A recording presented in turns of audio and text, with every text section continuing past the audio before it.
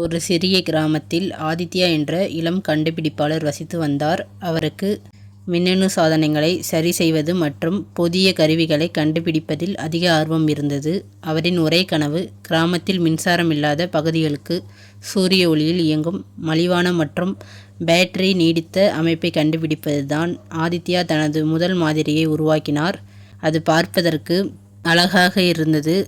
கிராம மக்கள் ஆர்வத்துடன் காத்திருந்தனர். ஆனால் மழை பெய்தவுடன் பேட்டரி அமைப்பின் முக்கிய சர்க்யூட் முழுவதும் பழுதடைந்து விட்டது.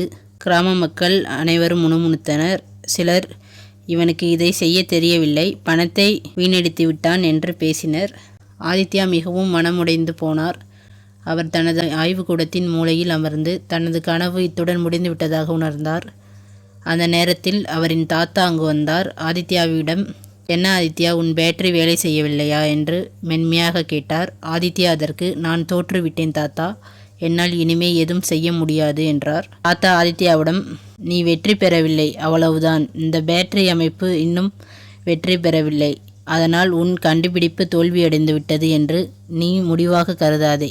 தோல்வி என்பது ஒரு முடிவு அல்ல, அது உன் முயற்சி எந்த இடத்தில் வலுவில்லாமல் இருந்தது என்பதை நீ தொடர்ந்து நன்கு கற்க வேண்டும். என்னுடைய வாழ்க்கையில் நான் செய்த என் முதல் 10 சிற்பங்கள் சரியாக வரவில்லை. அவை தோல்வியடைந்த சிற்பங்கள் அல்ல, அவை இன்னும் நல்ல சிற்பங்களாக மாறாத கற்கள். அதனால் நீ இந்த தோல்வி ஒவ்வொன்றிலிருந்தும் நீ தண்ணீர் புகாத சர்க்யூட்களை எப்படி வடிவமைக்க வேண்டும் என்ற பாடத்தை உனக்கு மலை கற்றுக் கொடுத்திருக்கிறது. இந்த தோல்வியை ஒரு நல்ல பாடமாக பார். தாத்தாவின் வார்த்தைகள் ஆதித்யாவின் மனதில் ஒரு புதிய உத்வேகத்தை உருவாக்கியது. அவர் எழுந்து பேட்டரியை மீண்டும் ஆய்வு செய்தார். அவர் சர்க்யூட்டில் பயன்படுத்திய மிஷின் நீர் புகாதது அல்ல என்ற முக்கியமான குறைபாட்டை உணர்த்தியது. அவர் உற்சாகத்துடன் வேலை செய்ய தொடங்கினார். இந்த முறை அவர் நீர்புகா மிஷின் கண்டுபிடித்தார். அவர் தனது பேட்டரி அமைப்பை கிராம மக்களுக்கு வழங்கினார். கனமழை பெய்தது. ஆனால் இந்த முறை பேட்டரி எந்த பாதிப்பும் இல்லாமல் மின்சாரத்தை அளித்தன. இதனால் கிராமம் முழுவதும் பிரகாசமான ஒளியால் நிரம்பியது.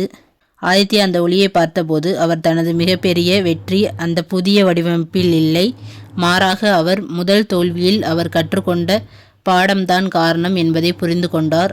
நண்பர்களே, இது போன்ற கதைகள் மூலம் நம் வாழ்க்கைக்கான பாடங்களை கற்கலாம்.